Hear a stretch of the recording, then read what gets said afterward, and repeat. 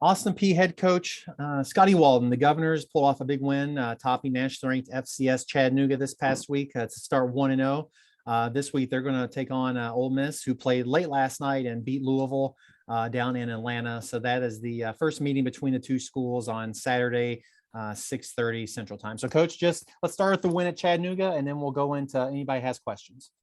Yeah, guys, thanks for having me on, Kyle. Great to see y'all again every week. Just really fired up about our team, excited about the win.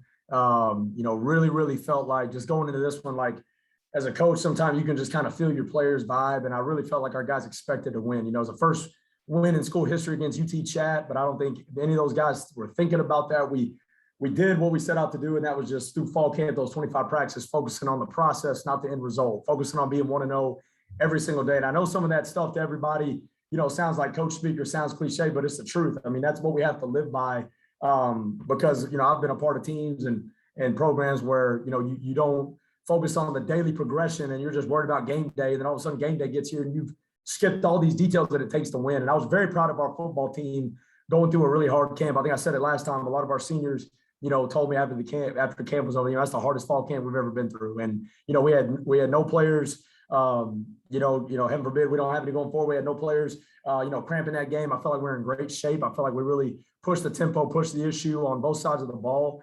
Defense to hold an offense like theirs. They've got one of the best offensive lines we'll probably see all year, and one of the best defensive lines, at the FCS level, I think we'll see all year. And for our defense to hold those guys under 100 yards rushing was unbelievable. Great halftime adjustments by Coach Chris Kappas, our defensive coordinator. And I think our offense, we struggled running the ball until that fourth quarter. And we just kept, the whole game plan, the whole thing we preached all week was we felt like the dam was going to break if we can just keep swinging. And finally, we rushed for nearly 100 yards in that fourth quarter. And I think that was instrumental, running behind Bucky Williams and our offensive line. And Ahmad Tanner just being a physical leader, captain that he is, was awesome. There's some things to clean up. We're not a finished product at all. I told our guys, we had a pretty rough, bad practice on Sunday night. We acted like we arrived a little bit. So we had to come back to earth a little bit and act like we've been there before. And, we're just trying to continue to prove that we belong in the conversation of being a good football team, and just trying to prove we belong, every week. And I think that's something, we got to play and coach that chip on our shoulder. And that's certainly what we're looking to do this week going forward. But excited about the win, but we're past it, and we got to clean some things up going forward. I know there's a question. If you have a question, let me know down in the chat. We're going to start first with Blaine. Blaine, go ahead with your question. Hey, Coach Walden, good to see you. Blaine, what's up, man? You look at, the win on Thursday, but then, you kind of look at last night's game for Ole Miss, 16.8 seconds per play on the first drive and 43 points a first half shutout. Were you watching that game last night? And what did you kind of take away kind of from a scouting perspective? Man, how awesome is college football, man? Like, we went off the 4-game breakdown from last year, and then I've never had a game. We had our coaches show Buffalo Wild Wings. We got to know that coaches show. Heck, I just stayed at Buffalo Wild Wings, and heck, we game planned as a staff at Buffalo Wild Wings watching the game off the TV. I mean, how cool is that? We don't even know what these guys are going to throw us till we saw last night. So we got that film in, and now we're breaking it down. But watching them, they're impressive. I mean, there's no doubt they are impressive. Coach Kiffin, nothing but respect for their program. And obviously that when you play an SEC team, that's a special opportunity. But I'll tell you what, they are a fine-tuned machine on offense. And their defense, Coach Durkin, has done an amazing job in the offseason. You can tell with the transfers they added, they got a big-time linebacker from Maryland that came with him,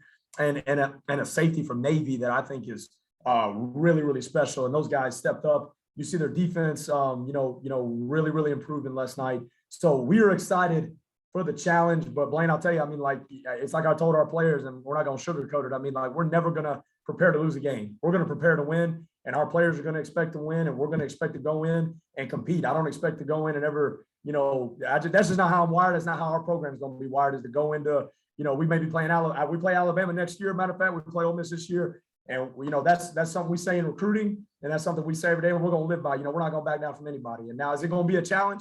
Yes. Is it going to be an awesome opportunity? Yes. In front of 100,000 people. We're excited about it. But ultimately, it goes back to our mantra, what we're talking about is just getting better every day. And that's something we just came off the practice field about an hour ago, and I was really pleased with today's blue collar. We call it Blue Collar Tuesday. Guys working hard, flying around, and just seeking to get better. And that's what we have to continue to do. We can't worry about our opponent, but obviously, we got a big time challenge, and we're excited for that challenge. Blaine, if you have a follow-up, go ahead. Yeah, you mentioned, you want to compete against, Ole Miss and Oxford and things like that. And, if you go into Saturday's game and things kind of get out of hand quickly, what are some individual goals and maybe some team goals that you're looking to see in that game? Yeah, so no question about it. I want to see penalty technique driven and penalty free football. That's what I want to see, because we had 11 penalties last week. And Blaine, at the end of the day, this whole thing is about football teams getting better each week, and you either get better or you get worse. There is no staying stagnant. So I want to see those things, no matter what the outcome is. I want to see us get better at playing penalty free football, which we had 2 personal fouls, which, look, that is not what we want. But compared to the Tennessee Tech game, first game last year, I think we had about 6, 7 of them. We had 18 penalties. We've come a long way in cleaning that up. And that's something I'm proud of and something I want to continue. But also, we had just a lot of effort technique penalties, a lot of guys playing out of position, hands outside the framework when we're blocking a guy, he gets outside the framework and we hang on to him. Just some penalties that we just kill ourselves, that we can clean up. So I want to play cleaner, and I want to play disciplined football in this game. And I want to see our guys cut it loose against some of the best in the country. And, why not us? Why can't, we had 6 FCS teams beat FBS schools last week. Montana goes into a top 25 team in Washington and beats them. Down the road, we had East Tennessee going to Vanderbilt, beat them by 20 points. I mean, why not us? Why can't our guys got to believe, we got to go in and compete. But ultimately, at the end of the day, I want to see clean football, and I want to see us get better in those areas and improve from week 1. Team Bellis has a question for Coach. Just let me know down in the chat, and I can call on you. You have enough good things to always say about him. But Cordell Jackson had a great game against Chattanooga. Now that, he's already been a 2-time All-American, and you getting back for another year. Can you just talk about that, like him spearheading that defense last week? Man, I'll tell you, Kyle, it's the things that people don't see, as coaches, we get to see every day that make players special. I think all these coaches will tell you, the game day stuff is, byproduct of what they do during the week and off season and everything. And it's like today, we had a receiver, walk off the field. And who's the first, like before I had to say anything, before, anybody see, because we always sprint, we always jog on and off the field. That's our thing. Well, before I said anything, before a defensive coordinator said anything, before a coach said anything, Cordell Jackson, the first guy that made him go back and run off the field. And that's called player-driven program. That's what we want, is player-driven people, a player-driven program. And it's got to be driven by great people like Cordell and leaders. And man, what else can you say? The young man is just flying around on that field. I felt like he played, honestly, an average first half, and he'll even tell you that. And the second half, he turned it on. We made a great adjustment to one of their formations. They're running a stretch play down our throat. We made a great adjustment. Coach Kappas and our defensive staff did a great job of adjusting that, and Cordell executed it with finite detail and came out, play with his hair on fire. And it makes people elevate the play around him. And he was getting pressure on the quarterback. And then John Edwards, who was OVC Defensive Player of the Week, going up and grabbing those 2 key interceptions, really led us to play in complementary football, which is what I was looking for in the second half. That second pick, we get the ball back about 6 minutes, and then we're able to go run our 4-minute drill and go finish out the game running the football. Was really awesome to see our guys kind of, just play off each other. But Cordell is instrumental in that. One more for you, and then we'll let you go. Talk about that, the second half adjustments, finishing strong, because you all were up, you fell behind, but then you scored the last, 14 points of the game. Just that mentality and having the fall camp and working through those things and just finishing strong, I guess. Yeah, no, that's a great question. I'll tell you this, the first touchdown they scored, we gave them a short field, and they kind of just ran it down our throat. I mean, they pounded us and got in the end zone. And, where I think in the spring, when something like that would have happened, I think we'd have kind of lost our mind and kind of like, oh my gosh, what's happening? Game 1, we gave them a touchdown.